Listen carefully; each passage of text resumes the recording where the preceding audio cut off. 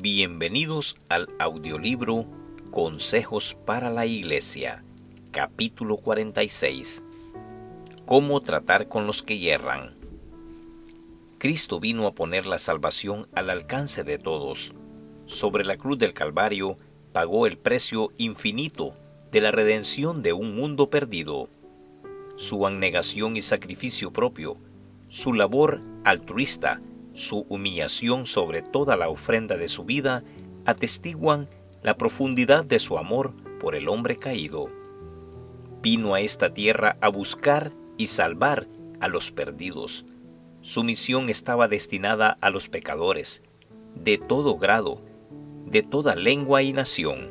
Pagó el precio para rescatarlos a todos y conseguir que se le uniesen y simpatizasen con él.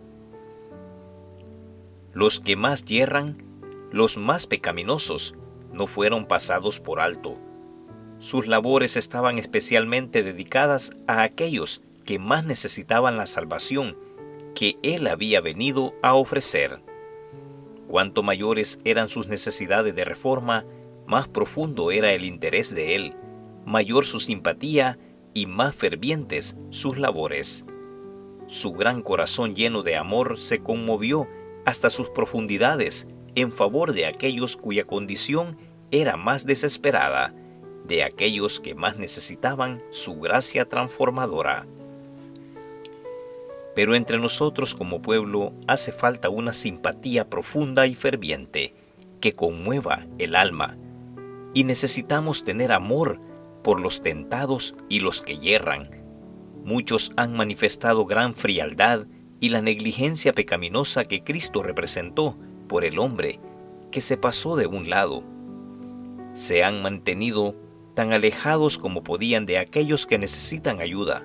El alma recién convertida tiene con frecuencia fieros conflictos con costumbres arraigadas o con alguna forma especial de tentación, y siendo vencida por alguna pasión o tendencia dominante, comete a veces alguna indiscreción o un mal verdadero. Entonces es cuando se requiere energía, tacto y sabiduría de parte de sus hermanos, a fin de que pueda serle devuelta la salud espiritual. A tales casos se aplican las instrucciones de la palabra de Dios. Hermanos, si alguno fuere sorprendido en alguna falta, vosotros que sois espirituales, restauradle con espíritu de mansedumbre, considerando de a ti mismo, no sea que tú también seas tentado. Así que, los que somos más fuertes debemos soportar las flaquezas de los débiles, y no agradarnos a nosotros mismos. Gálatas capítulo 6, versículo 1, Romanos capítulo 15, versículo 1.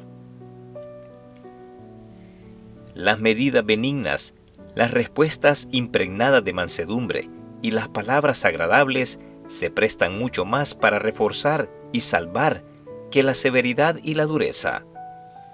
Un poco de dureza excesiva puede colocar a las personas fuera de nuestro alcance, mientras que un espíritu conciliador sería el medio de vincularlas con nosotros y podríamos entonces corroborarlas en el buen camino.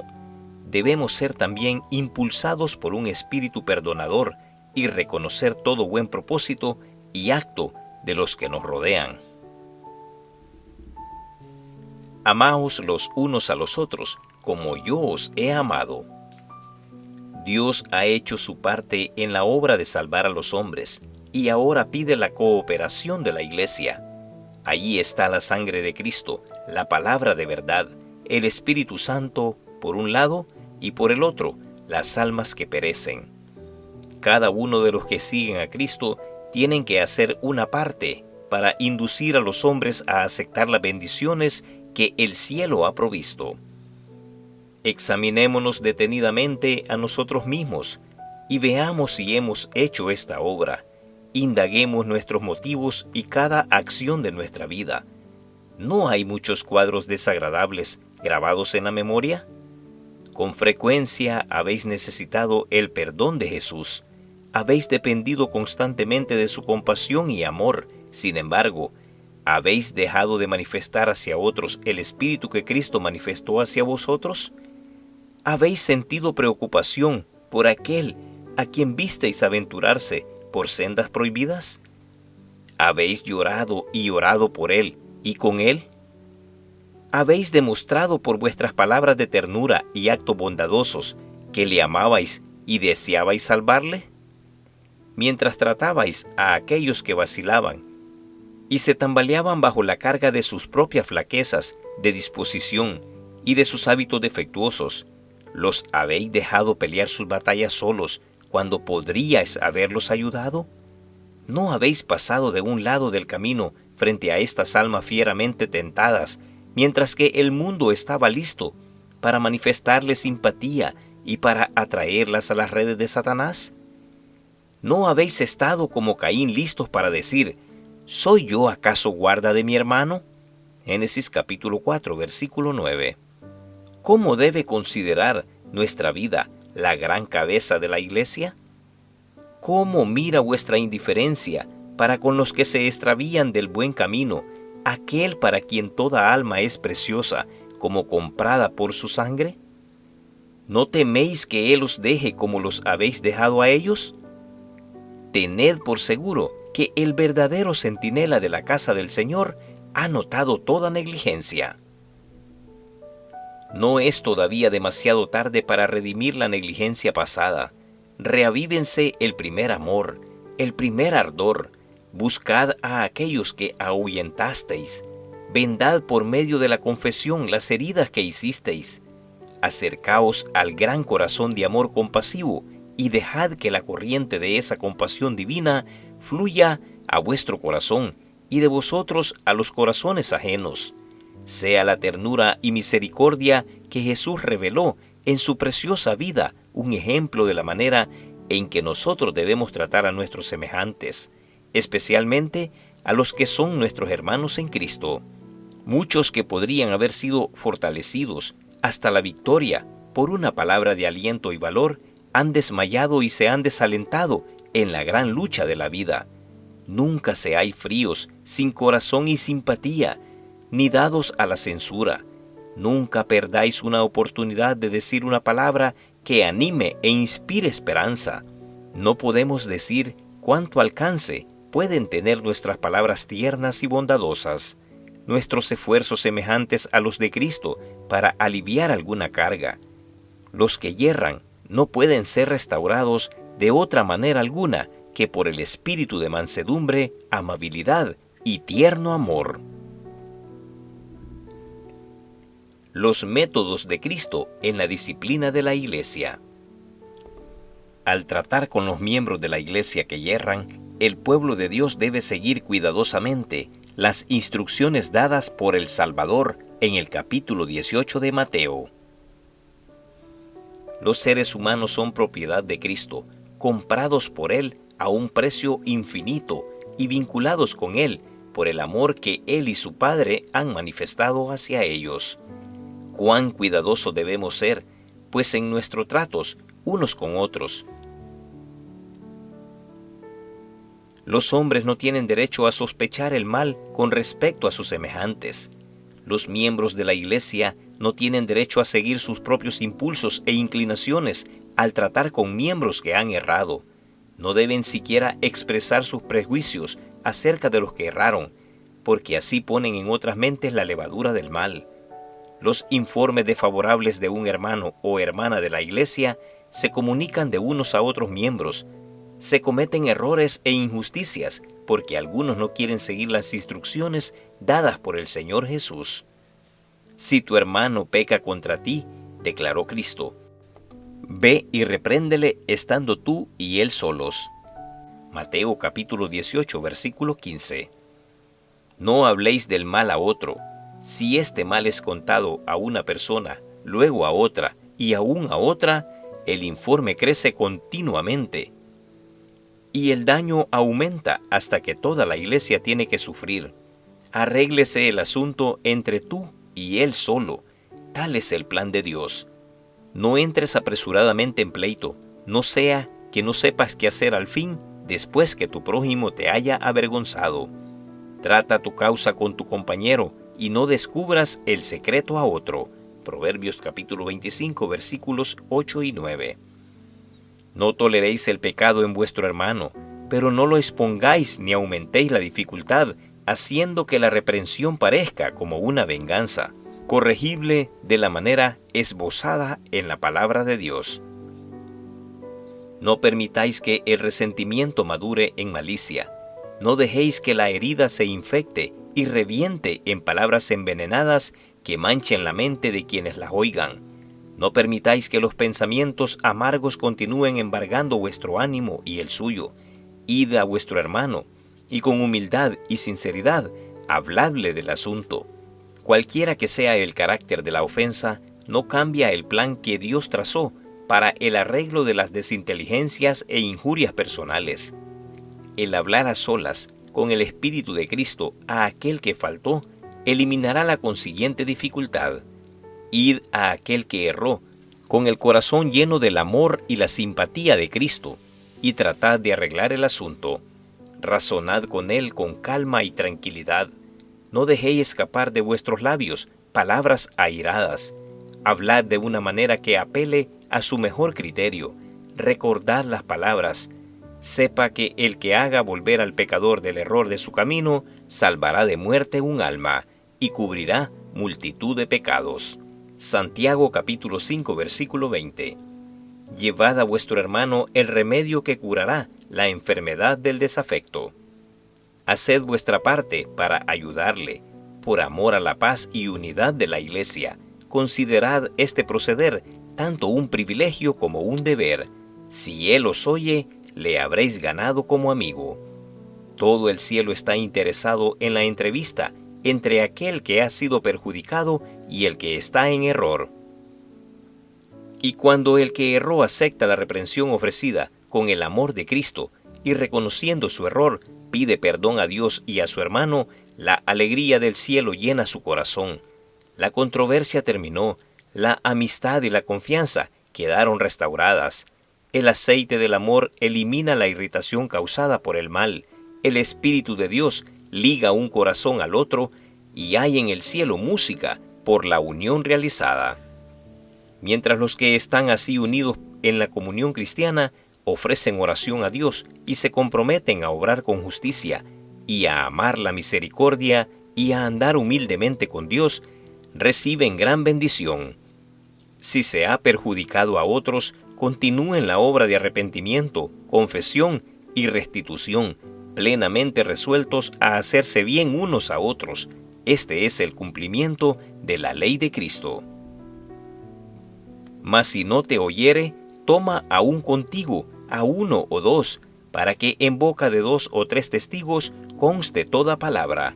Mateo capítulo 18, versículo 16. Tomad con vosotros personas de ánimo espiritual, y hablad de su mal al que erró. Tal vez ceda a las súplicas unidas de sus hermanos. Al ver cómo ellos están de acuerdo en el asunto, tal vez su mente queda iluminada. Y, si no los oyere a ellos, ¿qué debe hacerse? Tendrán que asumir algunas personas de la junta directiva la responsabilidad de despedir de la iglesia al que erró. Y si no los oyere a ellos, dilo a la iglesia. Mateo capítulo 18, versículo 17. Tome la iglesia un acuerdo con respecto a sus miembros. Y si no oyere a la iglesia, tenle por gentil y publicano. Mateo capítulo 18, versículo 17. Si él no quiere escuchar a la iglesia y rechaza todos los esfuerzos hechos por salvarle, a la iglesia incumbe la responsabilidad de separarle su comunión. Su nombre debe entonces borrarse de los libros. El deber de la iglesia con aquellos que rehúsan su consejo. Ningún dirigente de la iglesia debe aconsejar, ninguna junta directiva recomendar, ni ninguna iglesia votar que el nombre de una persona que obra mal sea excluido de los libros de la iglesia hasta que se haya seguido fielmente las instrucciones dadas por Cristo. Cuando estas instrucciones se hayan cumplido, la iglesia queda justificada delante de Dios. El mal debe, pues, presentarse tal cual es y debe ser suprimido a fin de que no se propague.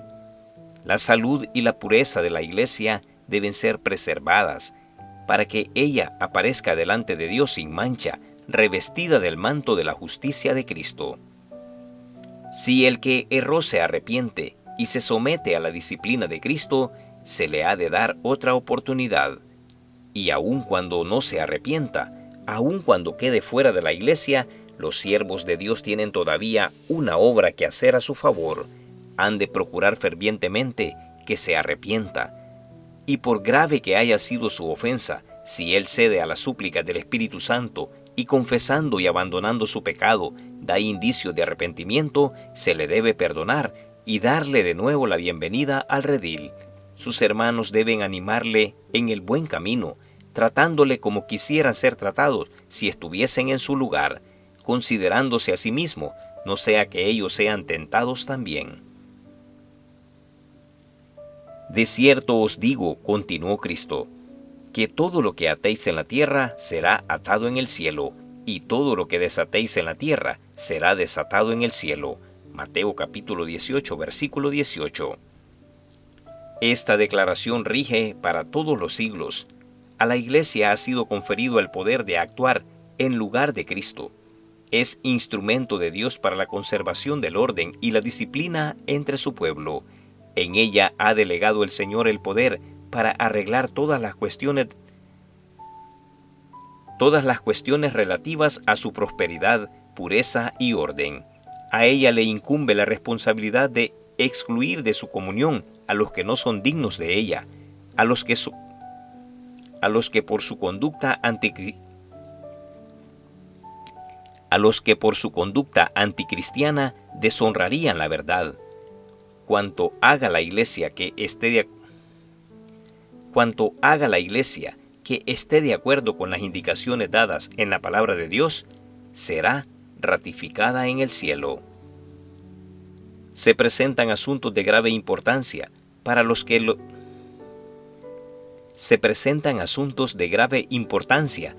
los decida la Iglesia. Los ministros de Dios ordenados por Él como guías de su pueblo deben, después de hacer su parte, someter todo el asunto a la Iglesia para que haya unidad en la decisión tomada. El Señor desea que los que le siguen ejerzan gran cuidado en su trato mutuo.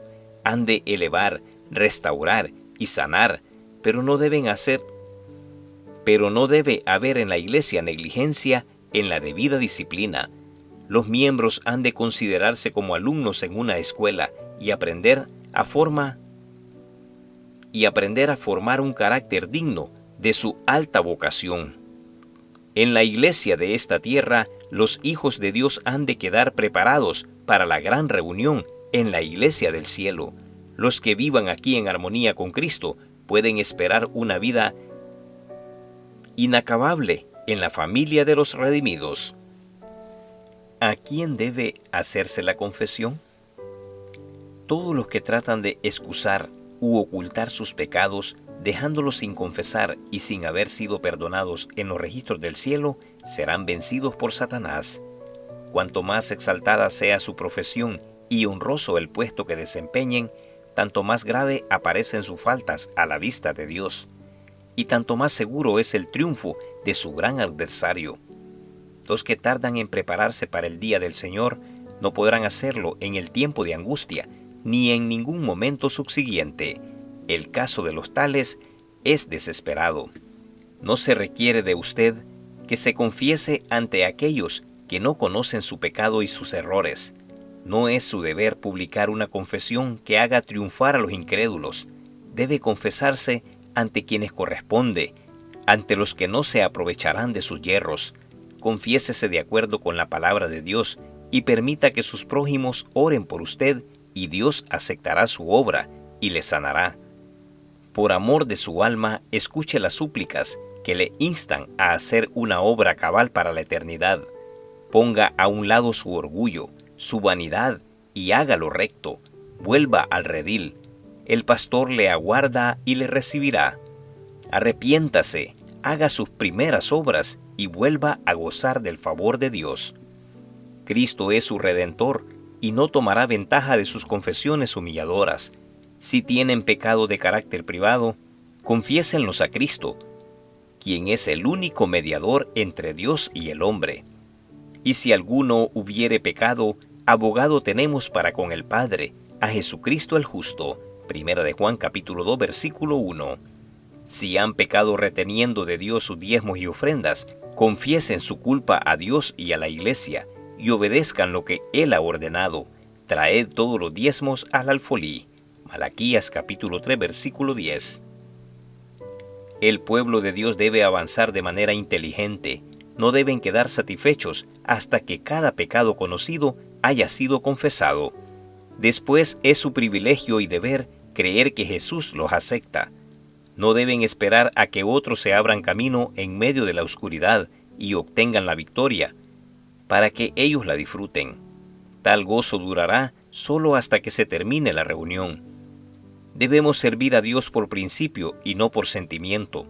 Cada mañana y cada noche obtener la victoria para vosotros en vuestra propia familia. Que vuestro trabajo diario no os impida esto. Tornad tiempo para orar, y mientras oráis, creed que Dios os escucha. Mezclad la fe con vuestras oraciones. No siempre podréis sentir la respuesta inmediata, pero es entonces cuando es probada la fe. Solo Cristo puede juzgar al hombre. Cristo se humilló para encabezar a la humanidad, para afrontar las tentaciones y sobrellevar las pruebas que los hombres deben arrostrar y soportar. Debía conocer lo que la humanidad debe arrostrar de parte del enemigo caído, a fin de saber cómo socorrer a los que son tentados.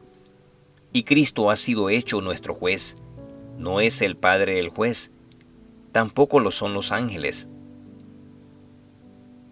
No juzgará aquel que se revistió de nuestra humanidad y vivió una vida perfecta en este mundo.